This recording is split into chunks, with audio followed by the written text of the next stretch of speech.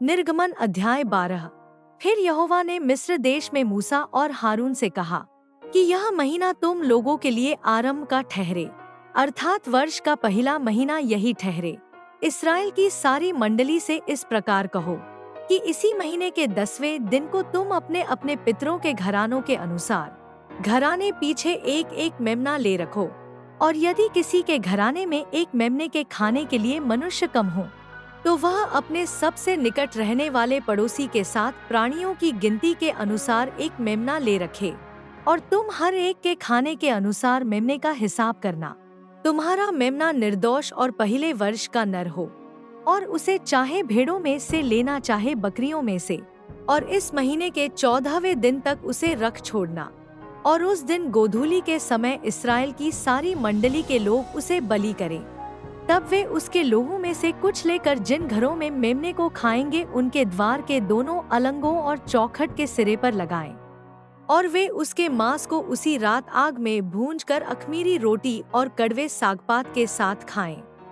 उसको सिर, पैर और रद्दियों समेत आग में भूंजकर खाना। कच्चा व जल में कुछ भी पकाकर न खाना, और उसमें से कुछ बिहान तक न रहने देना। और यदि कुछ बिहान तक रह भी जाए तो उसे आग में जला देना।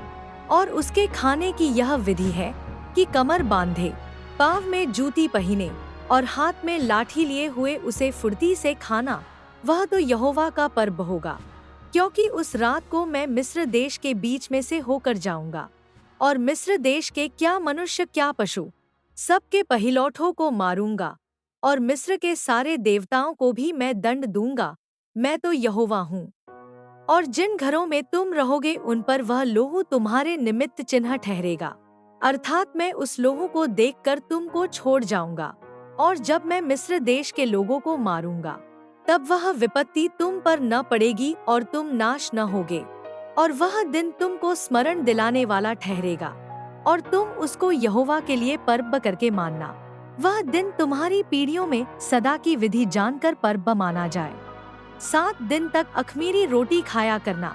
उनमें से पहले ही दिन अपने अपने घर में से खमीर उठा डालना, वरन जो पहले दिन से लेकर 7वें दिन तक कोई खमीरी वस्तु खाए, वह प्राणी इस्राएलियों में से नाश किया जाए।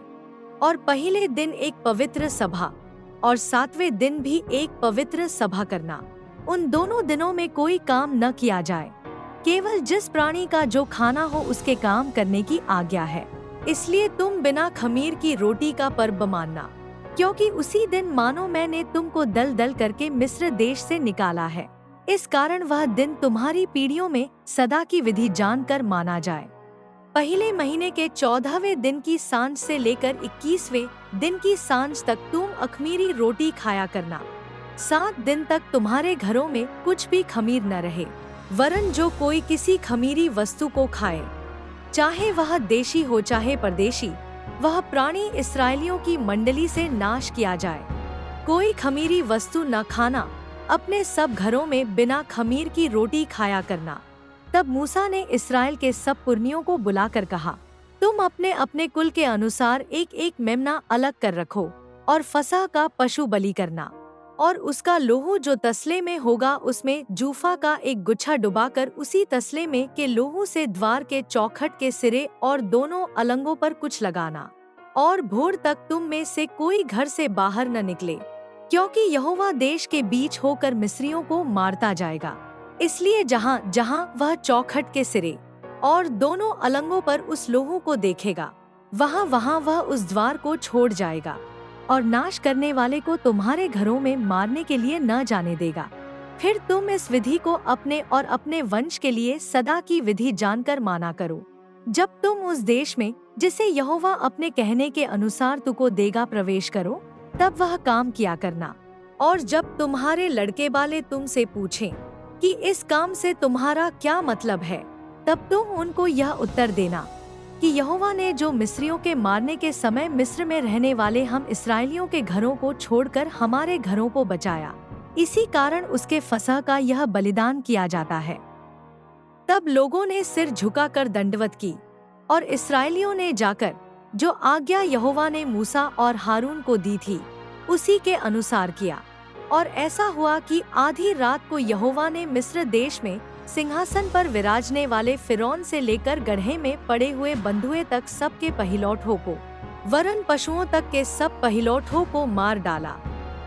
और ऐसा हुआ कि आधी रात को यहोवा ने मिस्र देश में सिंहासन पर विराजने वाले फिरौन से लेकर गड्ढे में पड़े हुए बंधुए तक सबके पहिलौठों को, वरन पशुओं तक के सब पहिलौठों को मार डाला।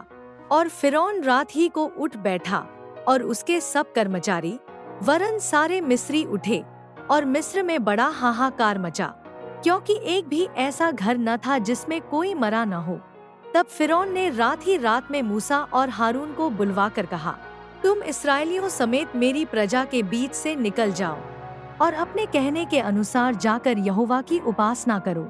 अपने कहने के अनुसार अपनी भेड़ बकरियों और गाय बैलों को साथ ले जाओ और मुझे आशीर्वाद दे जाओ। और मिस्री जो कहते थे कि हम तो सब मर मिटे हैं, उन्होंने इस्राएली लोगों पर दबाव डालकर कहा कि देश से झटपट निकल जाओ। तब उन्होंने अपने गूंधे गुंधाए आटे को बिना खमीर दिए ही कठौतियों समेत कपड़ों में बांध के अपने अपने कंधे पर डाल लिया। और इस्राएलियों ने मूसा के कहने के अनुसार मिस्रियों से सोने चांदी के गहने और वस्त्र मांग लिए। और यहोवा ने मिस्रियों को अपनी प्रजा के लोगों पर ऐसा दयालु किया कि उन्होंने जो जो मांगा वह सब उनको दिया। इस प्रकार इस्राएलियों ने मिस्रियों को लूट लिया। तब इस्राएली रामसे से कूच करके सुक्कोत को चले, और बाल बच्चों को छोड़ वे कोई 6 लाख पुरुष प्यादे थे, और उनके साथ मिली जुली हुई एक भीड़ गई, और भेड़ बकरी गाय बैल बहुत से पशु भी साथ गए। और जो गूंधा आटा वे मिस्र से साथ ले गए उसकी उन्होंने बिना खमीर दिए रोटियां बनाई, क्योंकि वे मिस्र से ऐसे बरबस निकाले गए कि उन्हें अवसर भी न मिला कि मार्ग में खाने के लिए कुछ पका सकें। इसी कारण वह गूंदा हुआ आटा बिना खमीर का था। मिस्र में बसे हुए इस्राएलियों को 430 वर्ष बीत गए थे, और उन 430 वर्षों के बीतने पर ठीक उसी दिन यहोवा की सारी सेना मिस्र देश से निकल गई। यहोवा इस्राएलियों को मिस्र देश से निकाल लाया, इस कारण वह रात उसके निमित्त मानने के अति योग्य है। यह यहोवा की वही रात है जिसका पीढ़ी पीढ़ी में मानना इस्राएलियों के लिए अति अवश्य है।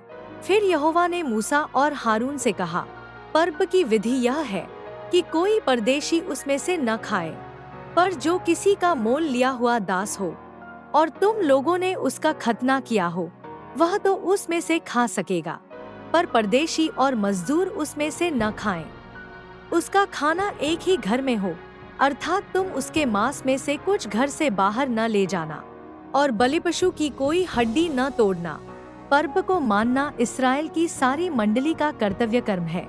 और यदि कोई परदेशी तुम लोगों के संग रहकर यहोवा के लिए पर्व को मानना चाहे, तो वह अपने यहाँ के सब पुरुषों का खतना कराए, तब वह समीप आकर उसको माने, और वह देशी मनुष्य के तुल्य ठहरेगा। पर कोई खतनारहित पुरुष उसमें से न खाने पाए।